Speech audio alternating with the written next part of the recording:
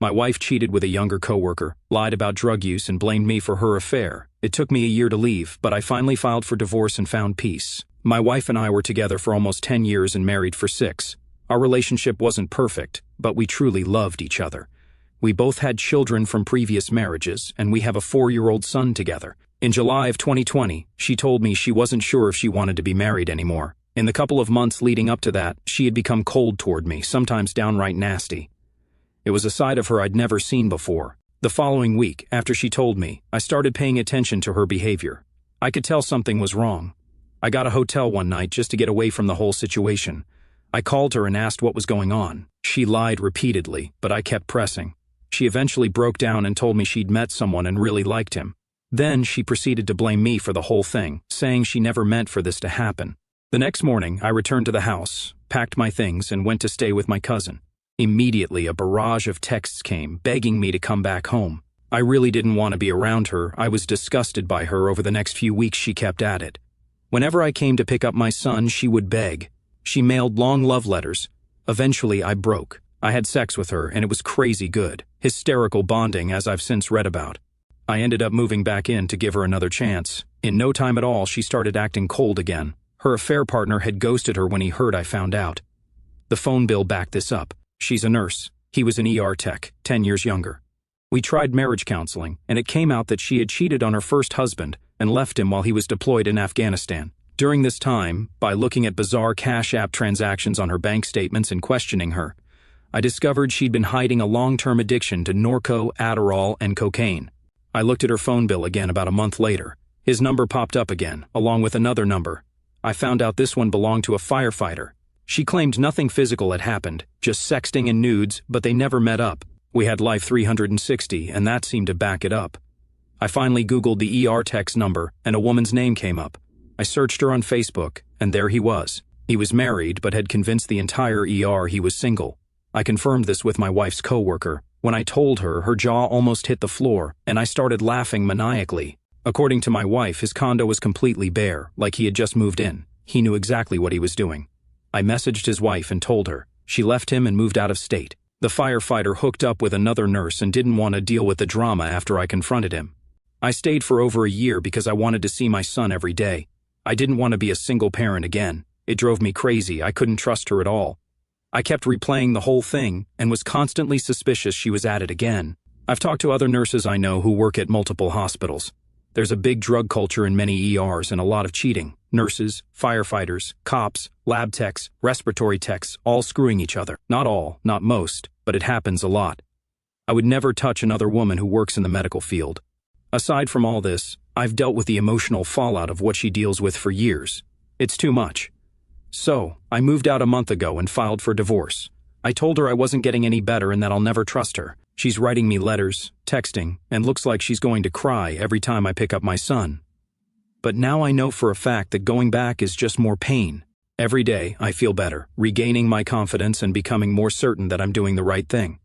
My son will be fine, even if his parents aren't together. I'll just come out and say it. If they cheat, it needs to end. It's over. I know it's hard to hear that. I didn't want to hear it. I was trapped in a whole mess because my mind was still trying to make sense of what was going on, and my self-esteem was shattered. But it will get better if you leave. Those words have become my mantra, a lifeline I cling to as I navigate the wreckage of my marriage. It's been a month since I moved out, since I filed for divorce and started rebuilding my life from the ground up. The apartment I'm renting is small, sparsely furnished, but it's mine. A sanctuary free from the lies and betrayal that defined my last year with my wife, Rachel. Every day I feel a little lighter, a little more like the man I used to be before her infidelity and addiction tore us apart. But the journey to this point has been brutal, and the scars are still fresh. The first week after moving out was disorienting. I'd wake up in the middle of the night reaching for Rachel, only to remember she wasn't there. The silence was deafening. No toddler giggles from our son Ethan, no clatter of dishes from Rachel cooking dinner, no arguments echoing through the house. Just me, alone with my thoughts, replaying the moment she confessed to her affair, the coldness in her eyes when she blamed me, the sickening realization that the woman I loved had been living a double life. I'd lie there, staring at the ceiling, wondering how we went from planning a future together to this. I moved in with my cousin Mark, temporarily while I looked for a place. He's been a rock, letting me vent, dragging me out for beers when I got too lost in my head. He's been through a divorce himself, so he gets it. The anger, the grief, the shame. "You're doing the right thing," he kept saying. "You can't live like that, man. Not for you, not for Ethan." I knew he was right, but it didn't make it easier. Leaving meant giving up the daily routine with my son, the morning cuddles, the bedtime stories. It meant accepting that our family, broken as it was, would never be whole again. Finding the apartment was a small victory. It's a one-bedroom in a quiet complex, close enough to Ethan's preschool that I can pick him up a few days a week. I spent the first weekend furnishing it with the basics: a bed, a couch, a table. I hung a photo of Ethan on the fridge, his gap-toothed grin a reminder of why I'm fighting to heal. Rachel's texts kept coming, long paragraphs begging me to reconsider, promising she's changed. I didn't respond. I couldn't. Every word felt like a trap, pulling me back to the chaos I'd escaped. The divorce process is underway, and it's messier than I expected. Rachel's fighting for joint custody, which I'm okay with. Ethan needs his mom even if she's flawed, but she's also pushing for spousal support, citing her financial instability. It's infuriating. Her addiction to Norco, Adderall, and cocaine drained our savings, and now she's acting like the victim. My lawyer, a no-nonsense woman named Karen, says we've got a strong case, especially with the evidence of her infidelity and drug use. I've got screenshots of her Cash App transactions, phone bills showing her calls to the ER tech and the firefighter, even a letter from her coworker confirming the ER's drug culture. It's a grim paper trail, but it's my leverage. I've started therapy too, something I never thought I'd do. My therapist, Dr. Patel, is calm and direct, helping me unpack the emotional fallout. We talk about trust, how Rachel's betrayal shattered it, not just in her but in myself. I'd spent so long second-guessing everything, her late shifts, her mood swings, her excuses, that I stopped trusting my own instincts. Dr. Patel's helping me rebuild that, teaching me to listen to my gut again. We also talk about Ethan, how to co-parent without letting my anger at Rachel spill over. It's hard, but I'm determined to be the dad he deserves, not the bitter husk I was last year. The hardest part is seeing Rachel when I pick up Ethan. She's a wreck. Red eyes, shaky hands, her nurse's scrubs wrinkled like she slept in them. She tries to talk, to plead, but I keep it short, focusing on Ethan's schedule, his needs. Last week she handed me another letter, pages of her handwriting promising rehab, sobriety, a fresh start. I didn't read it. I tossed it in the trash as soon as I got home. I've heard her promises before, seen her tears, and they always lead back to the same place: lies and heartbreak. I'm done. Ethan's my anchor. He's 4, too young to understand what's happening, but old enough to sense the tension. "Why don't you live with Mommy anymore?" he asked last weekend, his big brown eyes searching mine. I fumbled through an answer, something about grown-ups needing different houses sometimes, but it felt hollow. I took him for ice cream after, letting him chatter about his preschool friends, his new favorite dinosaur. Those moments, his laughter, his sticky fingers grabbing mine, are what keep me going. I've got him 3 days a week, and I make every second count, building forts, reading stories, teaching him to ride his tricycle. I want him to know he's loved, that he's enough, even if his parents couldn't make it work. I've been reflecting a lot on the past 10 years. Rachel and I met in 2010, both of us carrying baggage from our first marriages. I had a daughter, now 15, who lives with her mom but visits every other weekend. Rachel had a son, 12, who's with his dad most of the time. We bonded over our shared struggles, our love for our kids, our hope for a second chance at happiness. When Ethan was born in 2018, it felt like we'd finally gotten it right. A family, a future. But looking back, there were cracks even then. Rachel's late nights at the ER, her mood swings, the way she'd snap at me over nothing. I chalked it up to stress, to the demands of her job. Now I know it was more. Drugs, secrets, a restlessness I couldn't see. The affair with the ER tech, Kyle, was the first blow. Finding out he was married, that he'd played her, was a strange kind of vindication. Messaging his wife felt good, not because I wanted to hurt her, but because it was justice. She deserved to know, just like I did. The firefighter, Matt, was less clear-cut, just sexting, she claimed, and the Life 360 data backed her up. But it didn't matter. The trust was gone, and every new revelation was another nail in the coffin. Learning about her past infidelity, her addiction, her lies. It was like discovering I'd been married to a stranger. I've been talking to other nurses, friends of friends who work in different hospitals. They confirm what I suspected. The ER is a pressure cooker, a breeding ground for drugs and affairs. Not everyone, of course. There are plenty of dedicated ethical nurses. But the culture exists. Late shifts, high stress, easy access to meds, and a revolving door of cops, firefighters, and techs looking for a thrill. It's not an excuse for Rachel, but it helps me understand how she fell so far. I've sworn off dating anyone in healthcare, though. The thought makes my skin crawl. I'm starting to rediscover who I am outside of this mess. I used to love hiking, back before marriage and kids consumed my time. Last weekend I drove to a nearby state park, laced up my old boots and hit the trails. The air was crisp, the leaves turning gold, and for a few hours I felt free. I've been going every Sunday since, sometimes with Ethan strapped to my back, giggling as we climb. It's not just exercise, it's a reclaiming of something I lost, a reminder that I'm more than my pain. I've also picked up my guitar again. I used to play in a cover band in my 20s, nothing serious, just bar gigs and backyard parties. The guitar's been in its case for years, but I dusted it off last week and started strumming. My fingers are rusty, but the music feels good, like an old friend. Ethan loves it, banging on a toy drum while I play.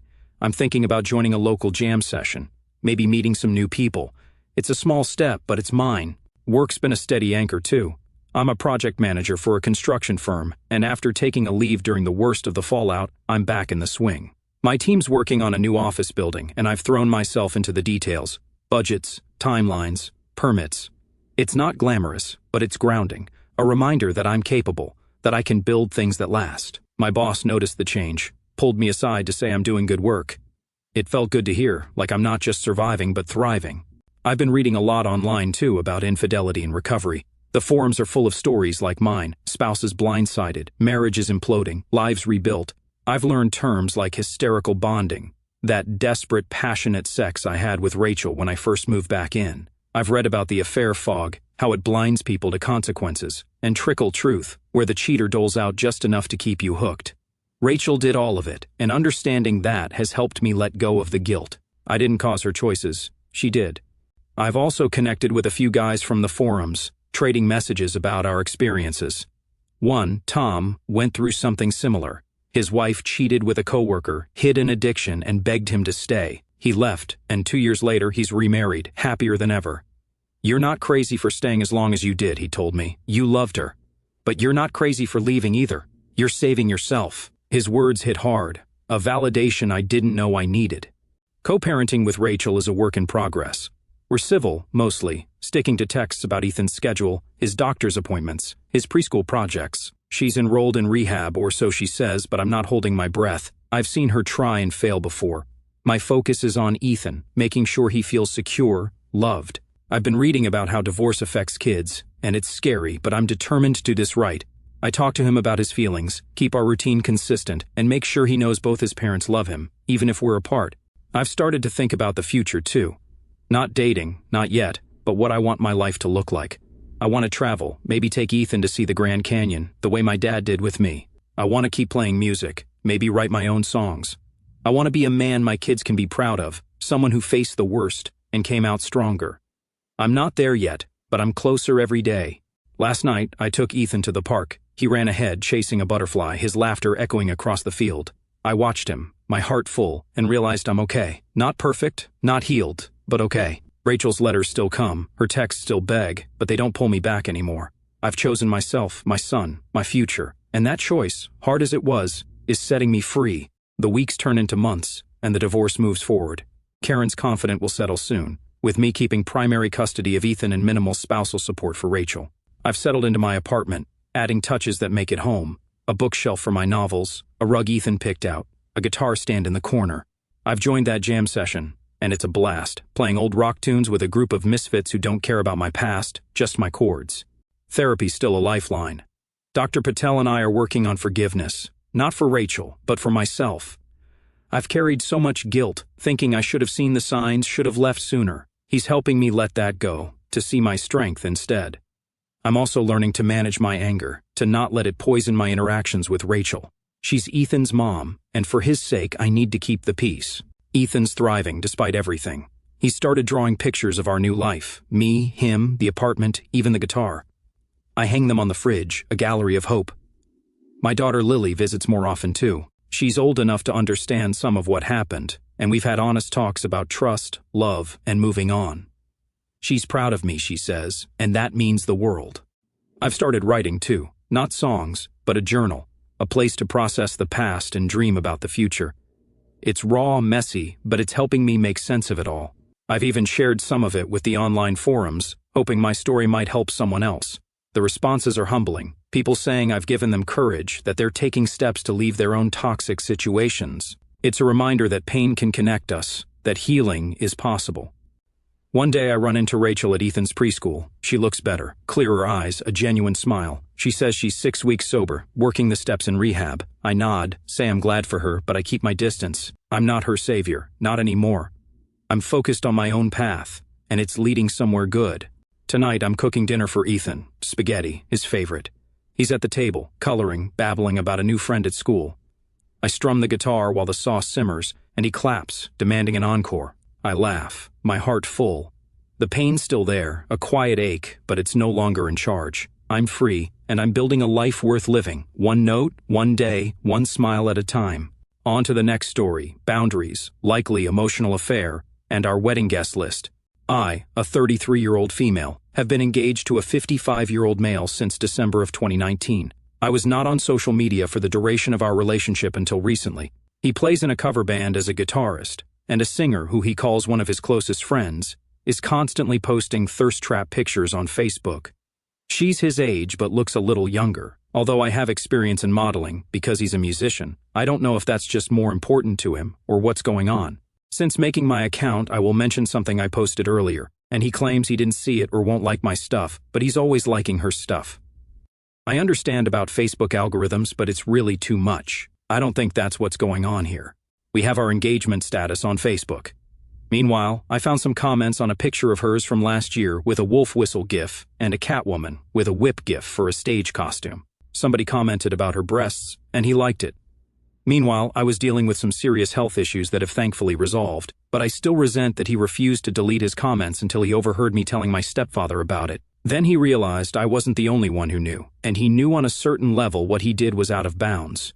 The singer has had an over 6-year affair with a member of the band. They broke up, he's no longer in the band, and she goes for married men. My fiancé and I are planning to get married in October. I've tried having a heart-to-heart, but he is dead set on keeping that close friendship the way it is, prioritized over me, in my opinion. I know they're not having a physical affair, but it sure seems to me to be an emotional one, and I don't feel like I'm getting my needs met. Has anyone been in a similar situation? Any advice? What would you do? Thanks so much. Update. I gave him 2 ultimatums: intense premarital counseling and severely restricting the guest list, especially because he's not paying for it. He is now fully aware that I have the emotional affair partner's MO, although he insists there's nothing there. He is still insisting she comes to the wedding, and he's going to balk when I refuse to have her there, which, again, my family and I are paying for. In fact, their cover band is playing a show right now, and he made a point to call me and tell me that she gave me a shout-out from the stage, talking about how ladies he's taken, and describing me flatteringly. It seems strange. He really wants us to be friends for some reason. I'm not sure what to do next. We are going out of town tomorrow at my insistence to have a crisis talk. In my opinion, although he doesn't know I'm viewing it this way, I just wanted to go alone by myself, but he definitely knew something was up and insisted on going too, so we have to hash things out. That's what I told him, and he agreed. We will see. He also said he's not attending counseling because he's not going to dog obedience school, and he gets a right to say who's invited, which he does, but she's the only one we're really disagreeing about. But it's not just about her, it's about what she represents. The singer, this so-called closest friend of my fiancé, Tom, has become a wedge between us, a living symbol of the emotional disconnect that's been gnawing at me for months. Her presence in his life, with her thirst trap posts and flirty stage persona, feels like a constant reminder that I'm not his priority, no matter how many times he insists otherwise. As we head into this out-of-town crisis talk I've orchestrated, I'm bracing for a reckoning, not just about her, but about whether this relationship can survive the weight of his refusal to set boundaries and my refusal to accept less than I deserve. The drive to the cabin we've rented for the weekend is tense, the kind of silence that hums with unspoken arguments. Tom's behind the wheel, his jaw tight, his eyes fixed on the road. I'm staring out the window, watching the city give way to rolling hills, my mind racing through every moment that's led us here. The Facebook comments, his wolf whistle gif, the Catwoman whip, the like on a crude remark about her breasts, still burn, even months later. The fact that he only deleted them after my stepfather got involved, not because he saw the hurt in my eyes, tells me more than his words ever could. And now, his insistence on inviting her to our wedding, despite knowing her history of affairs and my discomfort, feels like a line in the sand. I'm not sure if I'm ready to cross it or burn it down. We arrive at the cabin, a cozy frame nestled in the woods, the kind of place that's supposed to inspire romance, or at least clarity. I'd wanted to come alone, to sort through my feelings without his presence clouding my judgment. But he sensed the shift in me, the way I've been pulling back, and insisted on coming. "We'll hash it out," he said, his voice firm but laced with unease. I agreed, not because I'm optimistic, but because I'm tired. Tired of feeling like the bad guy for wanting respect. Tired of competing with a woman who seems to have a hold on him I can't break. This weekend is my last attempt to see if we can salvage what's left of us, or if I need to walk away before I lose myself entirely. We unpack in silence, the creak of the floorboards louder than our words. I make coffee, more for something to do than because I want it, and we sit on the porch, the late summer air heavy with the scent of pine. I start the conversation, keeping my voice steady despite the knot in my chest. "Tom, I need you to hear me. This thing with her, it's not just about a guest list. It's about how you're making me feel, like I'm second to her, like my feelings don't matter." He sighs, running a hand through his graying hair, and I brace for the deflection I've heard before. "She's just a friend. You're overreacting. There's nothing there." But this time, he surprises me. "I hear you," he says, his eyes meeting mine. "I don't want you to feel like that, but I don't think it's fair to cut her out of my life. She's been my friend for years before I even met you. She's not a threat." His words are calm, reasonable, but they miss the point entirely. It's not about her being a threat. It's about him choosing her comfort over mine, her presence over our partnership. I tell him as much, my voice rising despite my effort to stay composed. "It's not about her being your friend. It's about you liking comments about her body while I was in the hospital, about you insisting she's at our wedding when I've told you it hurts me. It's about boundaries, Tom. You don't have them with her." He leans back, his expression a mix of frustration and guilt. "I deleted those comments. I messed up, okay? I didn't think it was a big deal at the time. And the wedding, she's part of the band. They're playing the reception. It's not just about her, it's about the whole group." I shake my head, the excuse landing like a stone. The band. Of course, he's framing it as a package deal, but I know better. She's the one he's fighting for, the one whose shout-out from the stage last night, "Ladies he's taken," felt more like a performance than a reassurance. I tell him I don't want the band at the wedding, not if it means she's there. My family's paying for it, and I'm not budging on this. His face hardens, and I know we're at an impasse. The rest of the day is a dance of avoidance and confrontation. We try to keep things light, cooking dinner, playing cards, but the tension keeps bubbling up. Over pasta, I bring up counseling again, reminding him of my ultimatum. "I need us to work on this with a professional, Tom. If you won't go, I don't know how we move forward." He scoffs, his fork clattering against the plate. "I'm not going to some shrink to be told I'm a bad guy. I'm not cheating on you. I'm not doing anything wrong." His refusal stings, not just because it's dismissive, but because it shows how little he's willing to fight for us. I've been fighting, reading self-help books, talking to my therapist, swallowing my pride to have these conversations. And he's just digging in, clinging to his version of reality where he's done nothing to hurt me. By evening, we're both exhausted, sitting on opposite ends of the couch, a bottle of wine half empty between us. I try a different angle, softening my tone. "Tom, I love you. I want to marry you. But I can't keep feeling like I'm competing with her. Can you at least try to see it from my perspective?" He looks at me, his eyes tired, and for a moment, I think he might crack. "I get that it looks bad," he says finally. "But I swear, it's not what you think. She's flirty, sure, but it's just her personality. I don't feel anything for her like that." I want to believe him, but the evidence, his actions, his priorities tells a different story. I ask him to limit contact with her, to stop liking her posts, to set clear boundaries. He hesitates, and that hesitation is an answer in itself. The next morning, we try to salvage the weekend with a hike, hoping nature might reset us. The trail is steep, the air crisp, and for a while it feels like the old us, laughing, teasing, stealing kisses at the lookout point. But even here, she intrudes. His phone buzzes with a text from the band's group chat, and I catch her name before he tucks it away. I don't say anything, but the moment sours. Back at the cabin, I lay it all out. I'm not marrying you if she's at the wedding. I'm not starting our life together with her in it. And I need you to go to counseling, or we're done. He stares at me, his face a mix of shock and anger. "You're giving me an ultimatum over a friend? That's not fair." I nod, tears in my eyes. It's not about fairness. It's about what I need to feel safe in this relationship. If you can't give me that, I have to walk away. The drive home is quieter than the way up, each of us lost in our thoughts. I'm replaying the weekend, wondering if I'm being too harsh, too insecure, or if I'm finally standing up for myself. Tom's silence feels like a wall, and I'm not sure if he's processing or retreating. When we get back to our apartment, he says he needs time to think, and I agree. I spend the night at my sister's, needing space to breathe, to figure out what I'm willing to compromise on and what I'm not. My sister, fiercely protective, tells me I deserve better, that Tom's too old to be playing these games. He's 55, not 25, she says. He should know better. I nod, but my heart's still tangled. I love him, the way he makes me laugh, the way he supported me through my health scare, the way he looks at me when he thinks I'm not watching. But love isn't enough if it comes with this constant ache. The next week is a blur of work and avoidance. Tom and I live together, but we're like roommates, polite but distant. I meet with my therapist, who helps me unpack the emotional affair angle. It's not about whether he's sleeping with her, she says. It's about the intimacy he's sharing with her, the way he's prioritizing her over you. She asks what I want, really want, and I realize I want a partner who chooses me unequivocally, who sees my pain and acts to ease it, not defend it. I want a marriage built on trust, not ultimatums. I'm not sure Tom can give me that, not without a fight he's unwilling to wage. I start researching premarital counselors, sending Tom a list of options despite his resistance. I tell him I'm serious about this, that I'm not backing down. He agrees to look at the list, but his reluctance is palpable. I also start planning the wedding with my mom and sister, deliberately leaving the band off the vendor list. My family's footing the bill, and I'm not budging on her exclusion. Tom notices, and we have another argument, his voice sharp with frustration.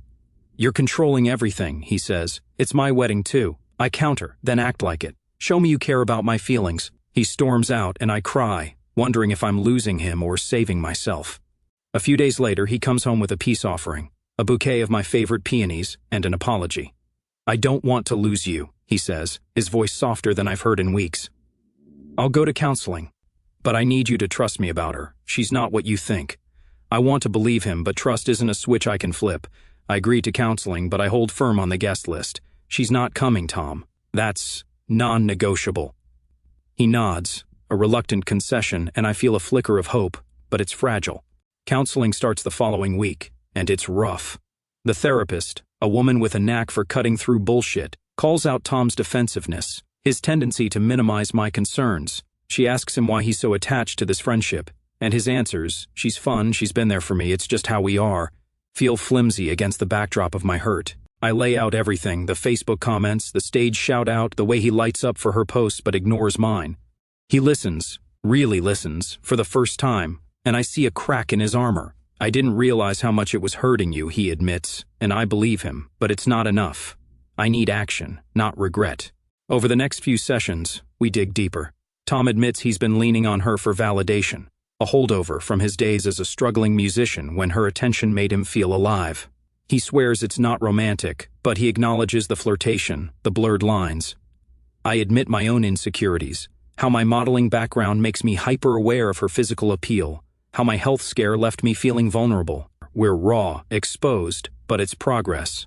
He agrees to limit contact with her. No more late-night texts, no more liking her posts, no more band hangouts without me. It's a start, but I'm still wary, watching for proof he means it. The wedding looms, 3 months away, and I'm torn. Part of me wants to call it off, to protect myself from future heartbreak. Part of me wants to believe in the man I fell in love with, the one who's showing up to counseling, who's starting to see me. My sister urges me to trust my gut, but my gut's a mess, hope and fear in a tug of war. I talk to my stepfather, who's been my rock, and he tells me to focus on what I need, not what Tom wants. You're 33, he says. You've got time to find someone who puts you first. His words linger, a reminder that I have options, that I'm not trapped. I start setting boundaries outside of Tom. I reconnect with old friends, take up yoga, pour myself into my work as a graphic designer. I'm building a life that's mine, not just ours. And it feels good, empowering. Tom notices, and it shifts something in him. He's more attentive, liking my posts, planning date nights, asking about my day. It's not perfect, but it's effort, and I'm trying to meet him halfway. The guest list is finalized. No singer, no band. He grumbles but accepts it, and I feel a weight lift. It's not a victory over him, it's a victory for us, for the possibility of a future where I'm not second place. As October approaches, I'm still deciding what us means. Counseling is helping, but it's not a cure-all. Tom's making changes, but I'm watching, waiting, testing his commitment. I love him, but I love myself more, and I'm not settling for a marriage that feels like a compromise. If we make it to the altar, it'll be because we've built something real, something honest. If we don't, I'll walk away knowing I fought for what I deserved. Either way, I'm not the woman I was when I found those Facebook comments. I'm stronger, clearer, and I'm not afraid to demand my worth.